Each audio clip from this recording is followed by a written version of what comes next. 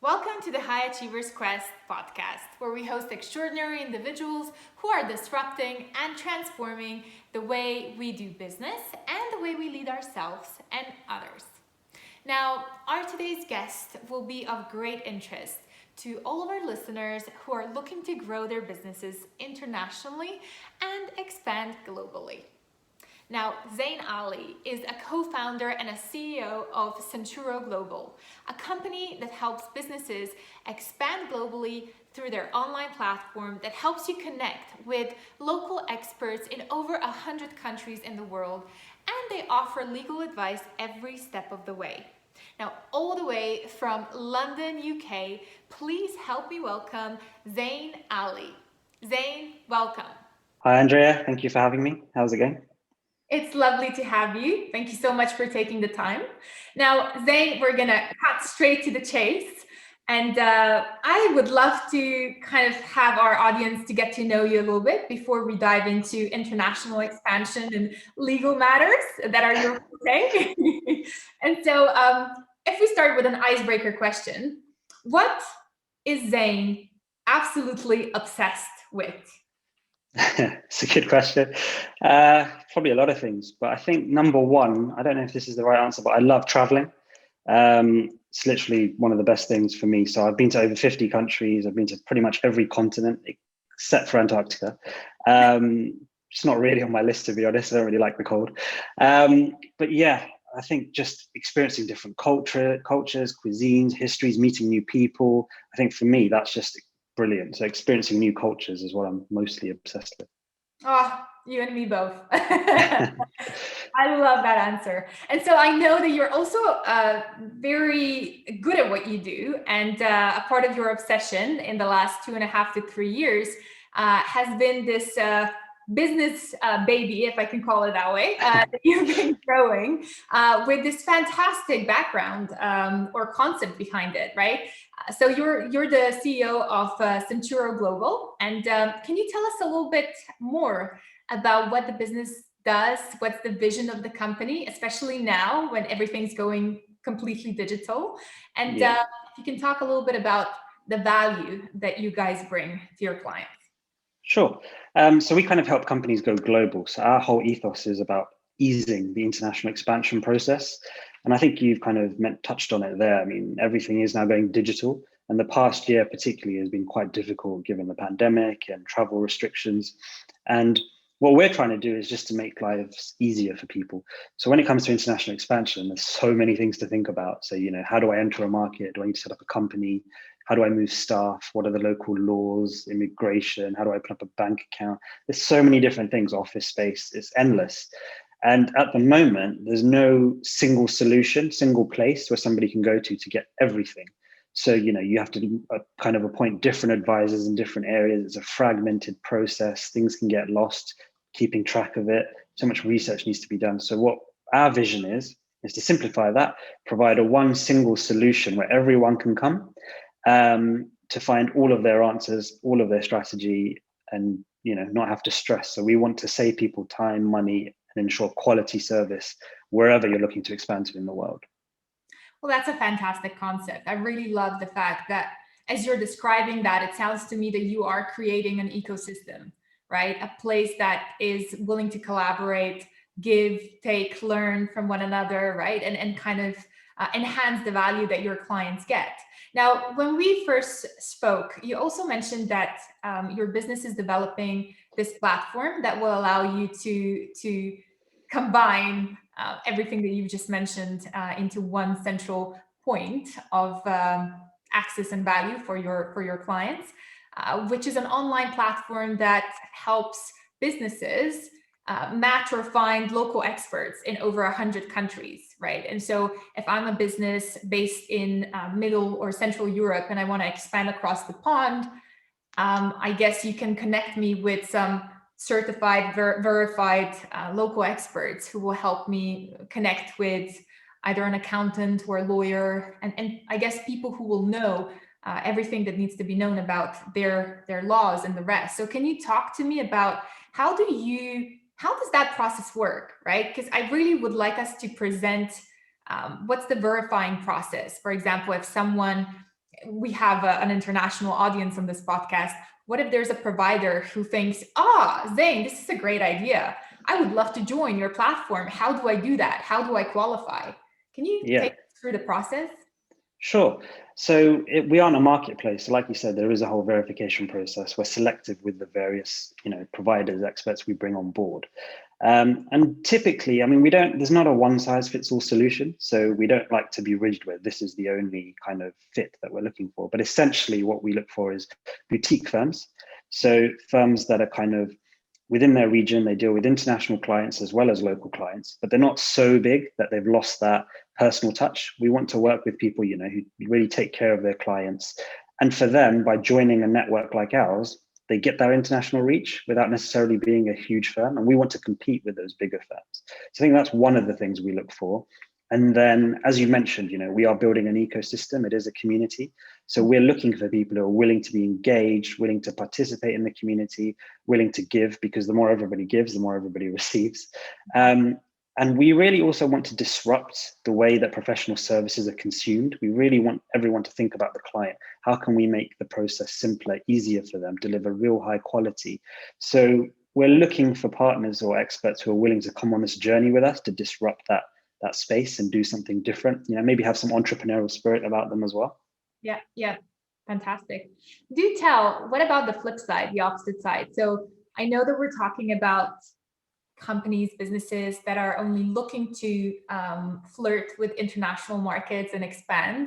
But what about those who potentially already are international and they might be looking for that extra gear, or they're looking for that extra edge in terms of their competition? Tell us more about what types of clients is your platform and your offering attracting, or what clients is that suitable for? Sure. I think we kind of fit any company. So like you've touched it quite nicely there, where you could be a large company who's already international, or you could be a newer company that's sort of looking at it for the first time. And it doesn't matter what stage you're at, the problems are still the same. When you go to a new market, it's still unknown. Every country has different laws. Every country has different requirements. And as I mentioned earlier, there's so many different pieces to that puzzle. So we help anyone of any size. And I think the differentiator between us is we don't just matchmake with local experts. What we do is we look at the strategy. So, we'll have a consultation with somebody if they need it. We have a platform with information, so people can also use it in a self-service way to help them inform their strategy with information for over 100 countries. And then when you need to execute on a certain part of the project, you know who the local experts to go to are, or you can go through us and we'll coordinate it to make sure that strategy is there.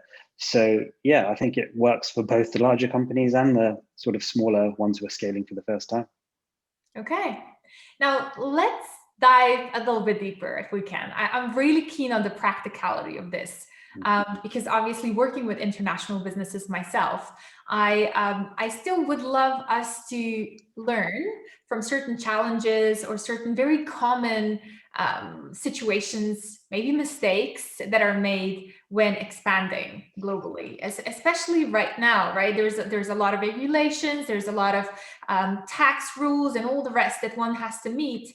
How do you structure yourself, or what, let's make it easier for you. What are maybe 2 or 3 questions that I need to ask as a company expanding?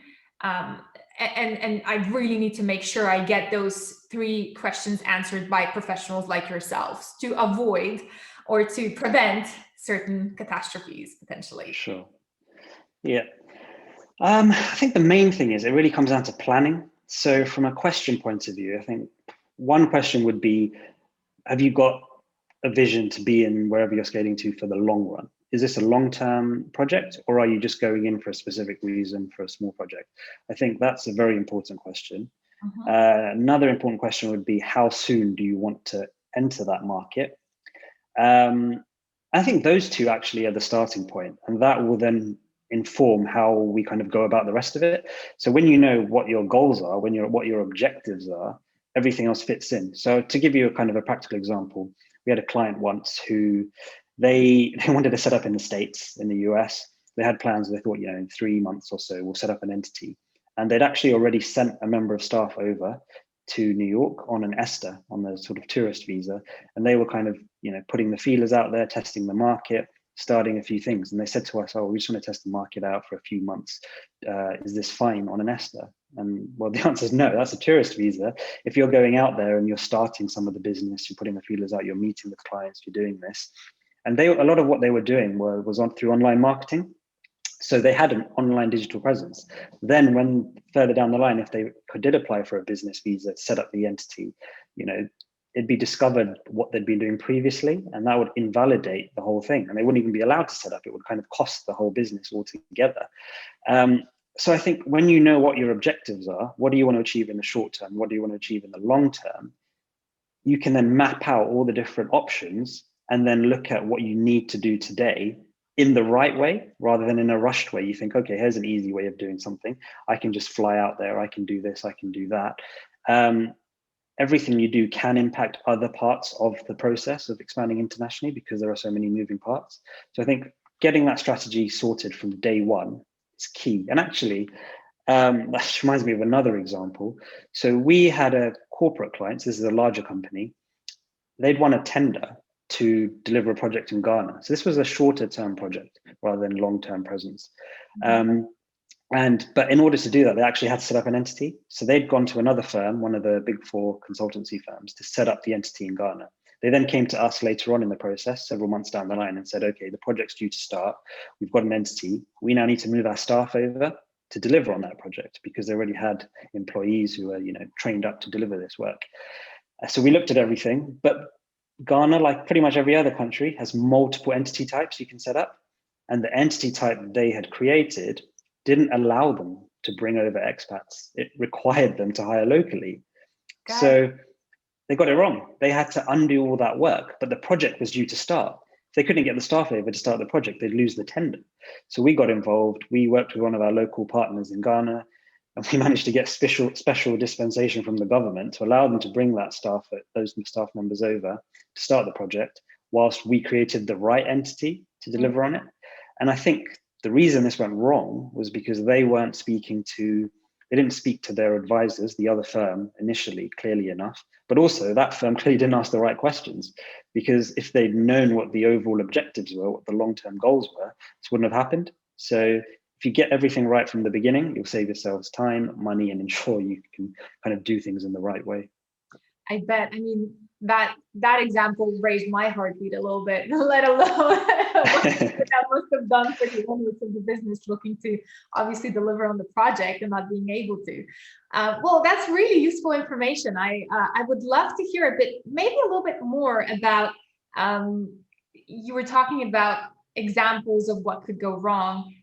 What can go right? Like, what are some amazing examples of clients that you have seen have really spread their wings internationally? And maybe is there like a business model that is more prone to success for going internationally, in comparison to others?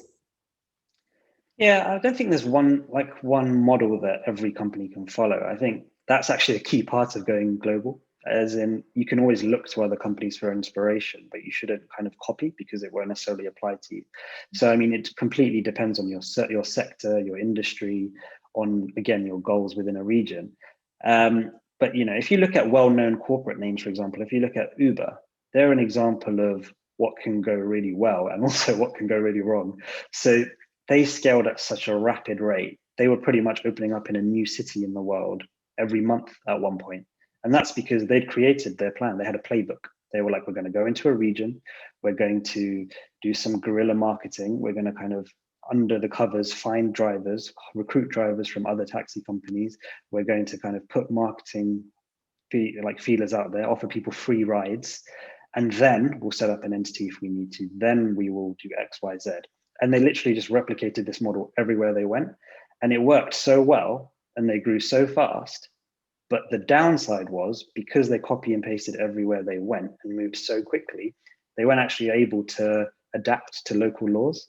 So they came unstuck in so many countries for breaking the law, for breaching regulations, for, in the UK, for example, they've had a lot of battles over the past few years. It even went to the Supreme Court about whether drivers are employees or, just freelance drivers. And it's finally been ruled they are employees. And this completely disrupts Uber's model because they're already not profitable. If they suddenly have to pay a minimum wage, benefits, bring in HR policies, the rest of it for every driver, that completely undermines their whole model. So you can replicate everything you do, but you also have to adapt to every country you go to and really think about local laws. Absolutely. And it is a complex business, right? It's very complex. And that's why having experts in those local countries is ever more important. And so talk to us a little bit about that, this platform that you're creating. Like, how does it work technically? Is it affordable price-wise? Is it subscription based? Is it one-time fee? Is it like, how does it work? Can you speak to us a bit more about how would certain listeners who are listening to us right now be able to log on and start using the service? Sure. I mean, at the moment, we're at the launch stage. So we're giving away free access for now. It will be a tiered subscription model in the longer term. So what we have is, as a user, you could create your account, you come in, you can literally, we ask a few questions initially about, what your goals are, which countries you want to go to, what your biggest challenges are. And then once you're in, you get a world map. You can select any country in the world. And what we've done is we've broken down detailed information for everything, whether it's, tax information, it's how do I set up an entity?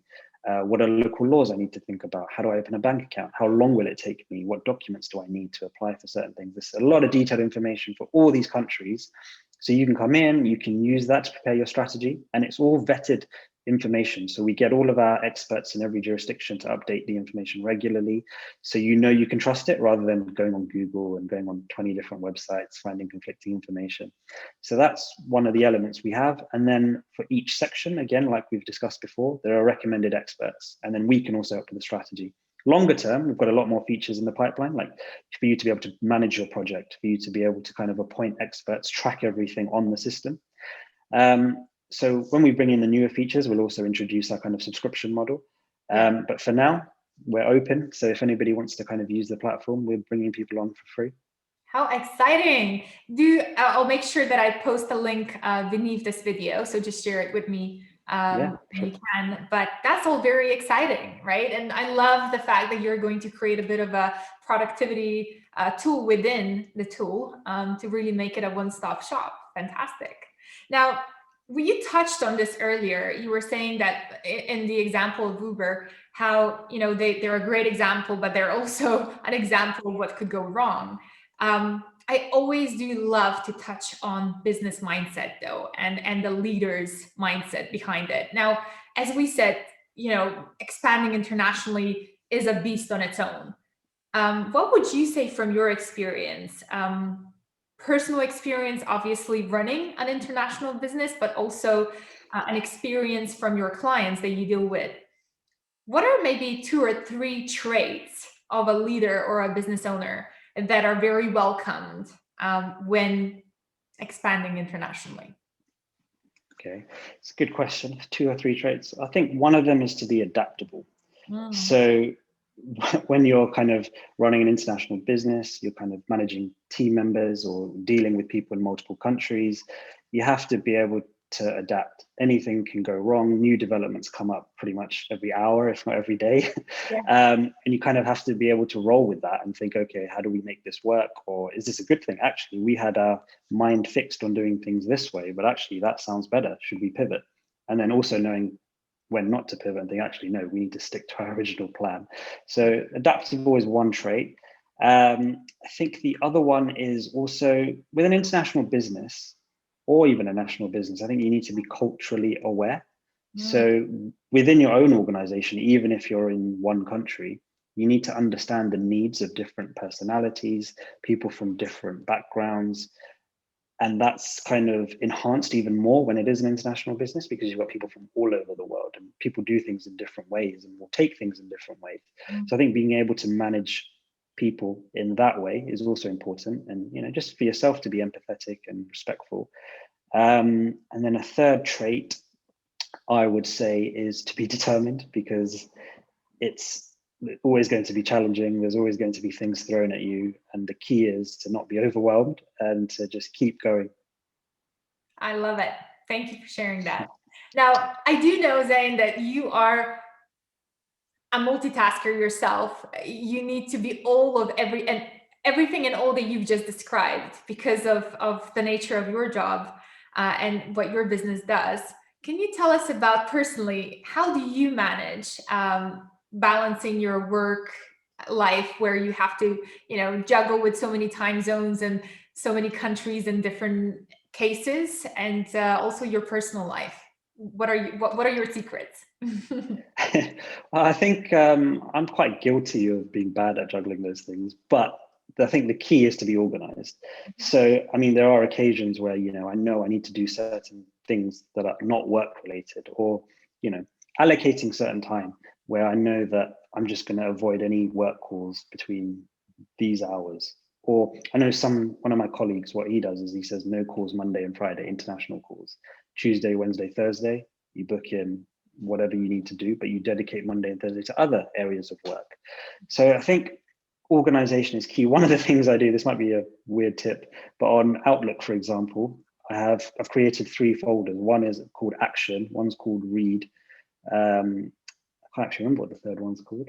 But anyway, what I do is if there's emails that come in and I know I need to read them, but they're not urgent, just stick them in the read folder. If there's emails where I know I need to kind of work on this, but I'm busy at the moment, stick them in the action folder. And then most urgent priority things I carry on with. And then I know, rather than being, because I get like hundreds of emails a day, rather than scrolling through and looking for them and then what do I need to do, they're just in those easy to access folders. So that helps be organized. But then I think today, in this kind of day and age, because everything is online, because with COVID, I mean, at least in the UK, and I know a lot of other countries, people haven't been to the office for nearly a year. Yeah. And you can't go anywhere or do anything. So you end up working all the time, like 7 days a week, 24 hours. So I think it's really important to carve out time to do other things, to, exercise, spend time with your family, go for walks, and just carve it out. You need to avoid burnout. So I think those are some of the things I do. I used to work a lot on the weekends. In the past few months, I've said, you know what, unless I really have to, Saturday and Sunday, I'm going to kind of keep to family time or personal time to the extent I can. I think that's also important. Oh, absolutely. And you've really touched on so many good ones, because mental health, burnout, physical exhaustion, overwhelm. There's a lot of people who are dealing with those emotions, and it's crucial, like you said, to really carve that time out for oneself. What about your favorite app? Is there an app that you could not live without? Oh, that's a tough one. I don't think there's an app I could live without. If you asked me a year ago, I was addicted to Instagram.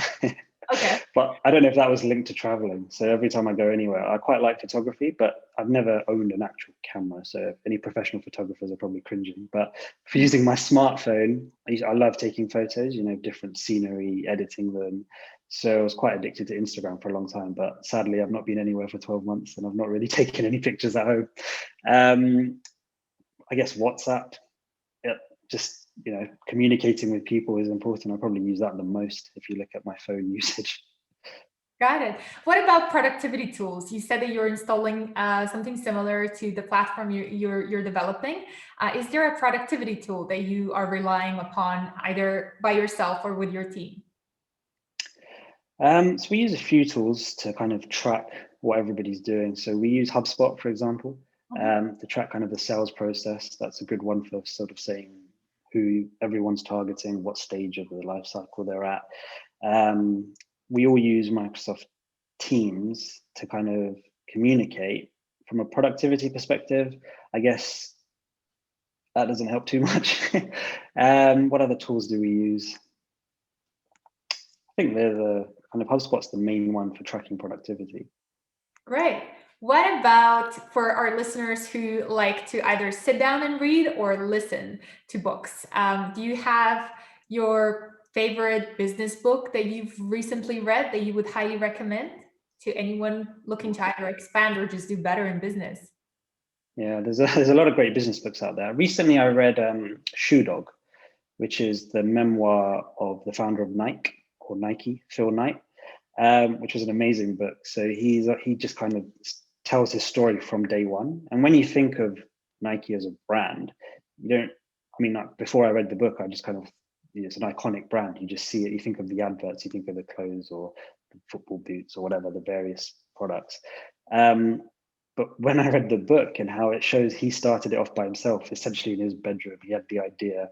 He kind of semi-bluffed his way into deals with manufacturers in Japan, kind of created an image, created a logo. He didn't even like the logo, but he had a deadline. We need to print these shoes for a trade show. Let's just get them done.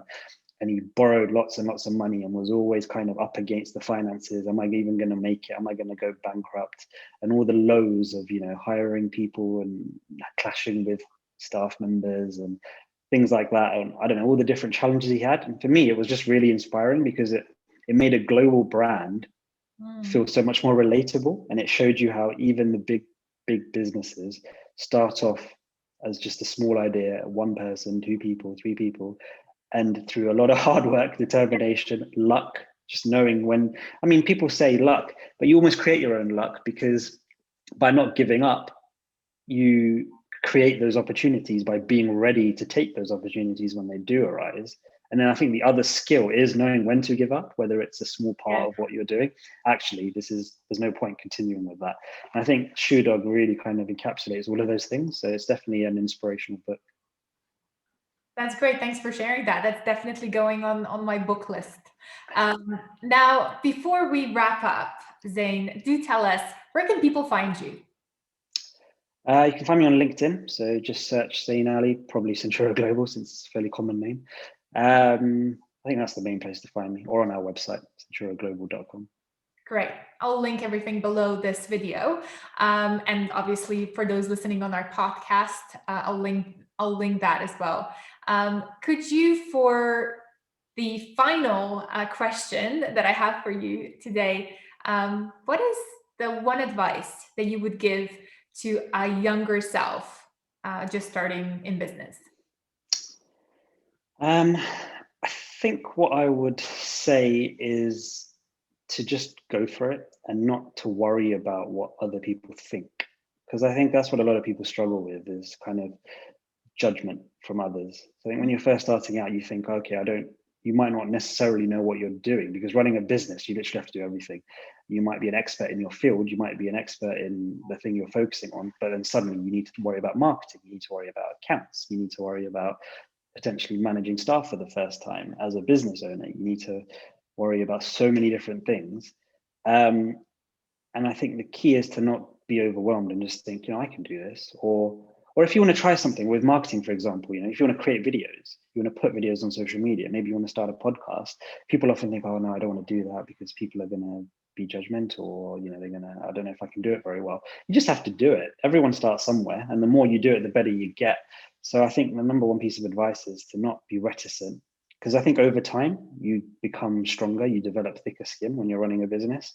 And at the beginning, you may not have that. And I think the key at the beginning is to kind of just free yourself of those sort of concerns. Yeah, that's a great tip. That's a very useful tip. Thank you so much for sharing all this gold with us, Zain. And I can't wait to try out your platform. I'll make sure that we share the gold and that we share the goodies with all our listeners. Obviously, it's something extremely valuable that you're creating, and you're willing to give that for free initially. So I'm sure that a lot of people will be super grateful from the value they receive. Look, thank you so much for your time. And we are very looking forward to having you back on again, maybe a little bit later down the line when your platform and everything else has taken off. So thanks again. Thank you very much for having me. It was great to be here. Thanks. Absolutely. Thank you, Zain. If you like this video, give it a like and share it with your friends. And if you want to be notified every time that we post new content, you already know the drill. Just hit that subscribe button and that bell next to it, and we'll let you know. Thanks so much for listening, and I'll see you next time.